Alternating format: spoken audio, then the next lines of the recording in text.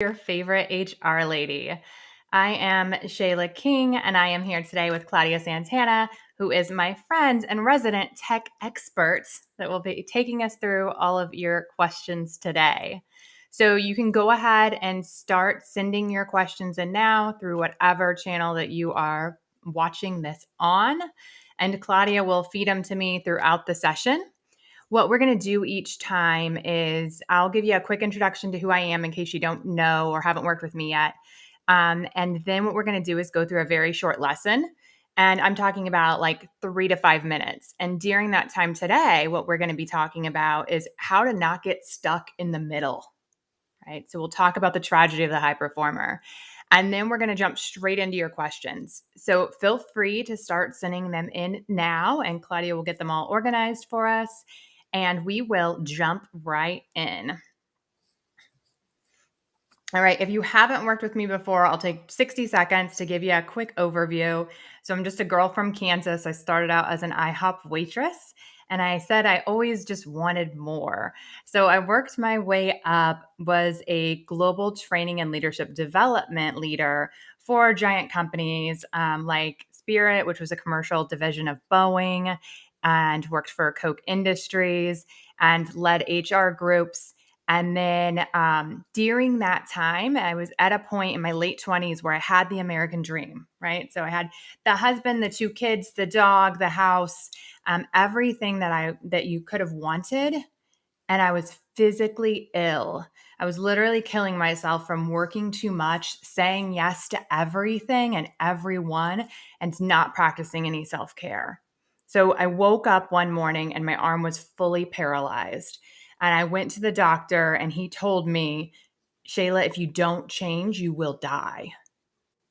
And I was so obsessed and such a workaholic at the time that I told him, I hear you. I've got to run real quick to work for a presentation and I'll be right back and we'll figure this out. And so I left, I did my presentation, held a folder over my arm so that people wouldn't notice, and went back to the doctor. And when I came back, he said it again and it hit me. And I just started sobbing in my car, thinking about how I was going to now, as a single mom, raise these 2 girls, fight these autoimmune diseases, but not give up on my dream that both men and women can be really successful at work and be amazing involved parents. And so I promised myself that day, crying in the car with my hands on my steering wheel, that I would find a way so that I could prove to my girls that it's possible. So that was my mission. I studied. I couldn't find anything that actually blended the idea of being successful at work, being an amazing parent, and being happy. Like, I couldn't find those 3 anywhere. So what I did is I studied everything that makes some people more successful than others and what makes people happier than others. I then use that information to be able to continue my career, progressing more and more, making more and more, and working less and less. At first, I thought it was like a complete fluke, and it kept working and kept working.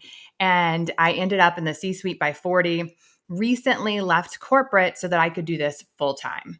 So what I coach people on is I am an executive coach, and I coach leaders on how to improve their performance and their happiness. So we talk about all aspects of your life. So everything is game here today. You can ask any question that you want that relates to leadership and culture. I ended up as a chief people officer. So anything that you want in the HR space, happy to talk about. And I spent most of my career really coaching leaders and CEOs on how to run effective businesses and teams. So aside from that, everything around work-life balance and being a parent and being happy and mindset work is something that you get when you coach with me, and something that is free to ask questions about today. So the first thing I wanted to talk to you about is the tragedy of the high performer. So this is where so many people get stuck in the middle. And we're going to keep that from happening. So here's the example. Everyone starts off with a plate of work. That's what these are representing, with a plate of work that looks like that middle plate, right? So you've got salmon, you've got asparagus, a little bit of rice on there. And then what happens is Gary's on the left, Gary can't handle the salmon and the asparagus and the rice. And so his boss doesn't want him to fail because it will look bad on the team. So his boss goes ahead and scrapes some of that food off until they can give him a small enough plate of work that he can manage it, right? So we've all worked with a Gary before. And the boss has to take that extra work and put it somewhere. And so what that boss does is he says, hey, you've been doing great with your plate of salmon. You think you could take a little bit more on? And a lot of times, especially early in our career, we're like, heck yes, I'll volunteer. I'll prove myself. I've got this. And it's great at first. At first, you can handle a little bit more. You can even handle a platter of food, right? But then what happens is they give you more and more and more work until you look like the guy on the right. And so that guy on the right is so overloaded with work. That's the tragedy of the high performer, because what starts to happen is, one, you have so much work that then it's hard to get it all done, right? Two, you have so much work that no one wants to replace you. They're like, oh my God, to replace Claudia, I'd have to put 3 people in place. I don't want to do that. Or that next big project comes up and it is so valuable to the company and they're looking around saying, who should we put on this project? You know, Claudia'd be great, but she's got a lot going on over there. We better leave her alone. So you miss out on some of those key projects. It obviously, carrying around all those platters can lead to burnout, can lead to resentment, and you can even become physically ill. So this goes back to what I was sharing with my experience, is that if you stay as that guy on the right with all of those platters and all of that workload, then you're the go-to doer. It does not get you to that next executive level. And the good news is, in order to get to that next executive level, you're not adding more plates on. We're actually going to take some off, right? Because executives can sustain their level of performance because it's a reasonable amount of work. So they're working with things like the salmon plate and they have longevity to stick with it. So that's part of what we work on, is taking some of those platters off. How do you do that the right way? And then when you become an executive, the great thing is you get more and more freedom as an executive. You get more and more chance to decide your schedule. So you will have that freedom and that ability as you move up in the organization, but you first have to manage yourself and remember one thing: what got you here may not get you there. So this hard work and saying yes to everything really impress people at the beginning, but it can be an overused skill that gets you stuck in middle management. And that's the tragedy of the high performer. So with that, we will go ahead and jump into whatever questions you have today. We have a comment from the group, actually from Ben. Thank you, Ben. And he mentioned, I've seen this happen so many times. You give the top person work until they are no longer a top performer. Exactly.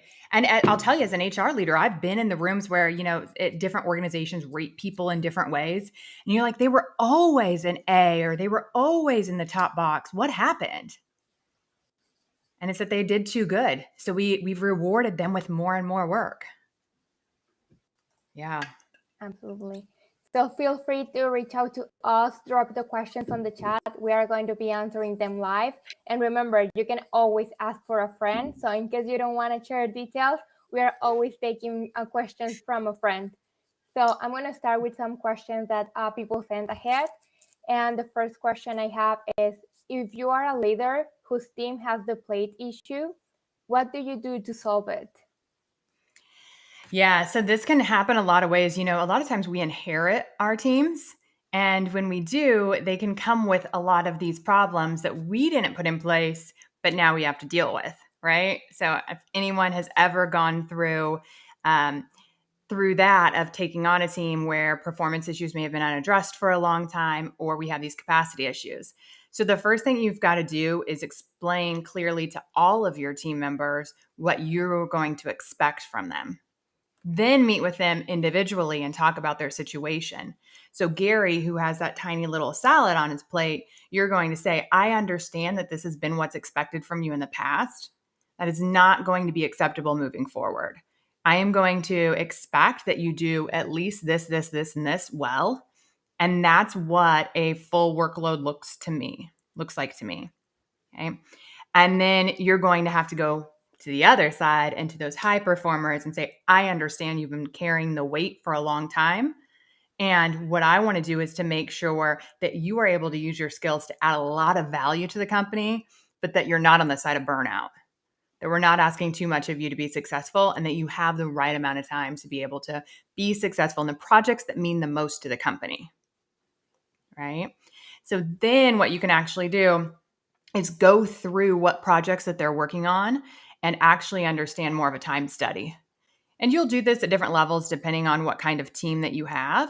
But at the very least, in your one-on-ones, talk to them about the different plates of work on their plate. What usually happens is, bosses will say, here's our top 3 initiatives. So every time we have a team meeting, talk to me about these 3 things. But instead, what we want to do here is we want to actually say, not just what are your accomplishments in that area, but how many hours are you spending in each category? Because what we find sometimes is those top 3 things, they may be getting good momentum on them, but they're not spending that much time on it. And then you find out something down lower that's like a 12th item on the list that you don't care much about, they could be spending 15 hours a week on. And just imagine if they took that and flipped it and put those 15 hours towards the things that you value the most as a leader. So you won't even know that's happening until you have those deeper conversations with them. So first thing you got to do is state your expectation for the entire team, then meet with everybody individually one-on-one to set the expectation. And then you're going to follow up regularly on it to get them there. And at the end of the day, Gary may or may not make it. It's your job as a leader to determine that quickly so that you can protect the rest of the team and get somebody in there that is going to pull their weight for the other team members. That's a really good point. We do have a follow-up question regarding that topic. And what did you do when the top performers don't want to share their work? They get a sense of identity for being the one who knows all and also do all the things. They feel like they are getting demoted by taking stuff off their plate. 100%. I have seen this time and time again. So one of my favorite sayings around it, Ben, is never be irreplaceable or you can never get promoted.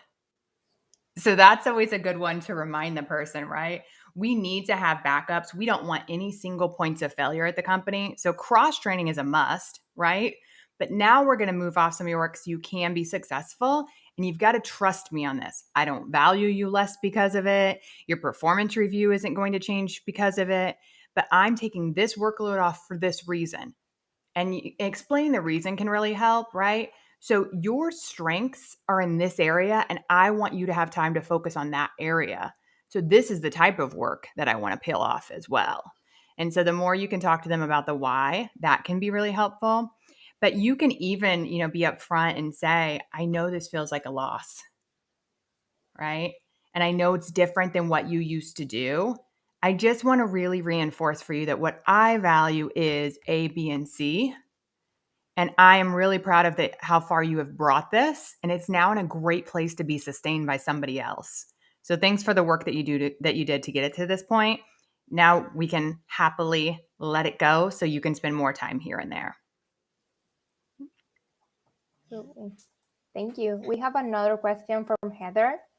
And the question is, how does a new employee avoid saying yes to tasks that aren't part of their job description, while also providing that they are an asset from the company and a team player? Yeah, great question. Yeah, thanks, Heather.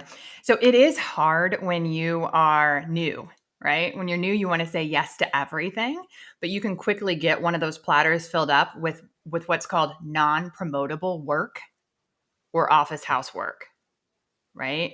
So office housework is often voluntold to women, and it's things like taking notes for meetings or planning the holiday event or doing the charity work or ordering lunch or anything like that. So what you want to do as a new employee, you definitely want to come across as the type that likes to jump in and likes to help, but also the type that is thoughtful and manages their plate of work and knows their own priorities.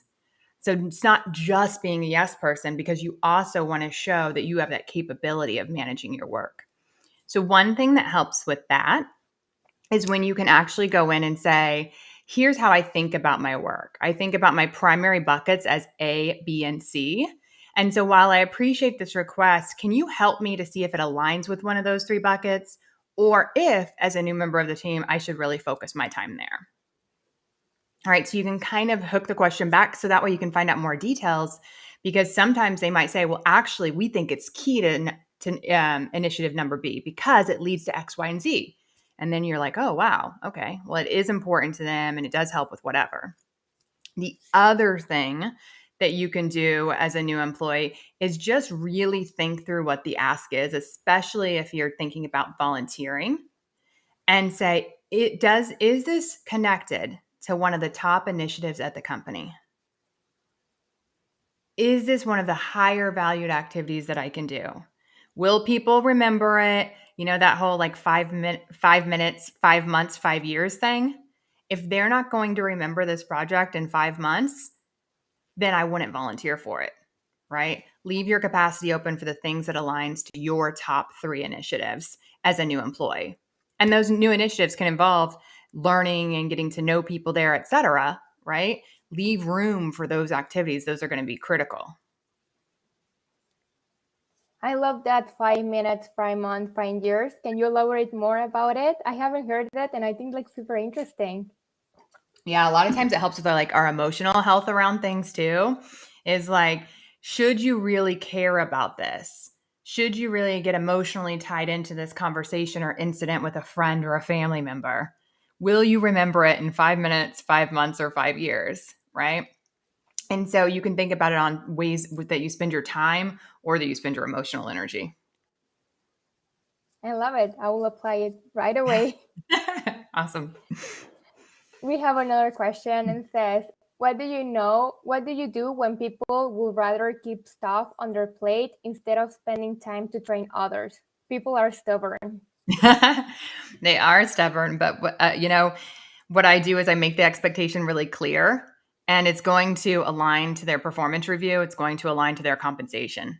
Aligned incentives are really important. And so when we say we need you to do it, we need you to do it by this date. And this is what good looks like, right? What good looks like is not that they just hand it over to. Explain what quality looks like and what you expect the new person, like how well they should be able to do the task. And how should they feel about the training process?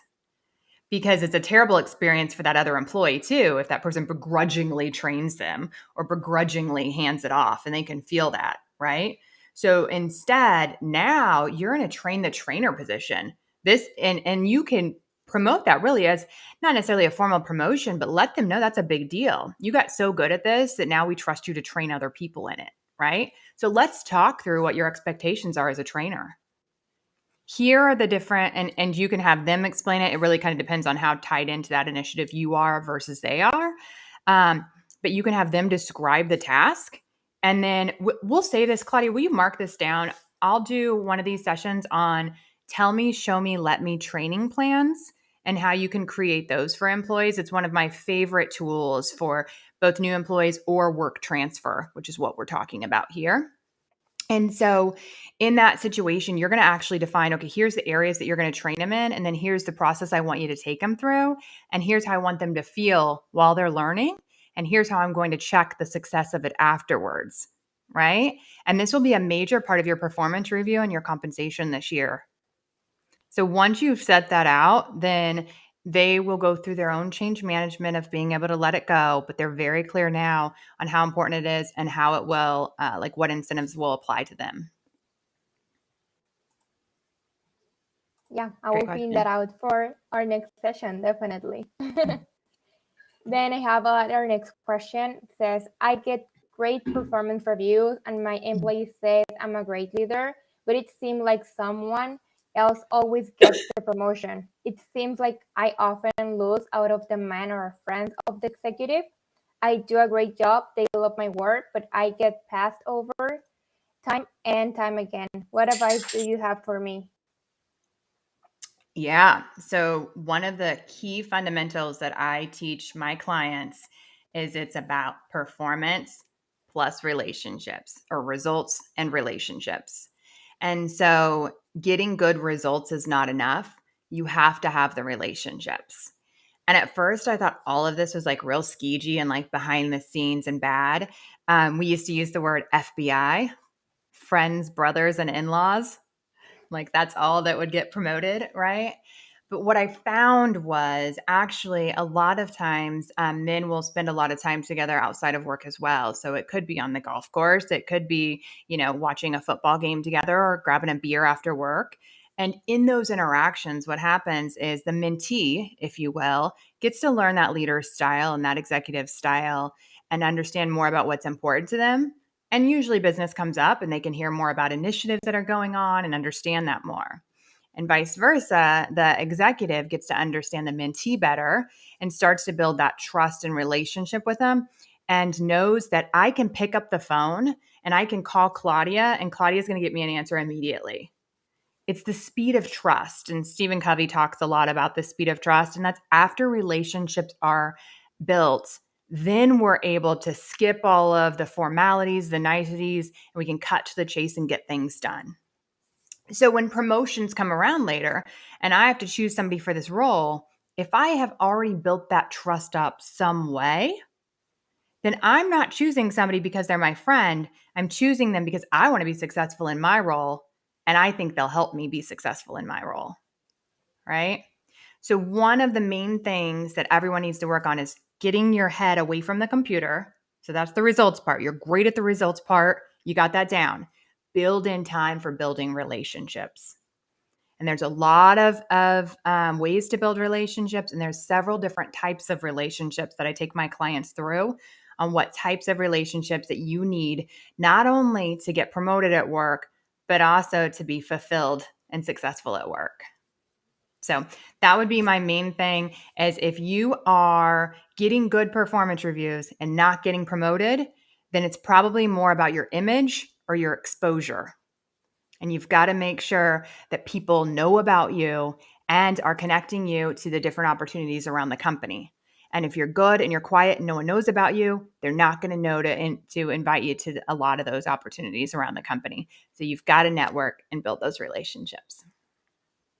I love it. Yeah, I remember in one of our sessions that you mentioned intentional networking. That is not just to meet people, right? That is like you have a goal and you work towards that goal. So you get to know people that is going to help you to get to the next level. So I love that. Absolutely. For our next question says, what's the difference between a coaching, therapy, and a mentor or consultant? Yeah. Great question. And I will tell you, there are a lot of thoughts on this. Let me see. In my notes, I think I have somewhere where I had the actual International Coaching Federation's language around how they define a coach. So in the coaching realm, I'll get this to you all in layman's terms. That's how I like to coach and speak is I love to study the academia behind things, but then I lose all that jargon and I just speak to you real. So I will first read you the academia from this one, and then I'll give you my thoughts on all four categories. Okay. So according to ICF, partnering with clients in a thought-provoking and creative process that inspires them to maximize their personal and professional potential. That is how they define what a coach is. The coach is the subject matter expert on the facilitation of the coaching process, but is not necessarily the subject matter expert on the client's topic. The coach honors the client as the expert in his or her life and work, and hence is highly skilled at asking questions which elicit the resources and expertise of the coachee. Coaching is not about giving advice or a conversation that offers solutions. Okay? So if you are a real coach, you have a real coach. You have a skill set that allows you to help people by talking to them through questions, helping them reflect, them being a mirror, and helping them slow down their brain to decide what they want. If you are an effective coach, you do not need to know the subject matter that the person is going through, right? Because the point of it is to help them slow down and decide what they want and how they're going to get it. Okay. So that's what a coach is. I am like every category in here except for a therapist. So let's talk about the difference between therapy and these other categories. Therapy to me is extremely important, and it is a modality that is used for very serious things. Some people use it for lighter as well. But the piece that I would never coach anyone on, that I would define as therapy, is things that are backwards looking, things that relate to trauma, things like real like depression and anxiety.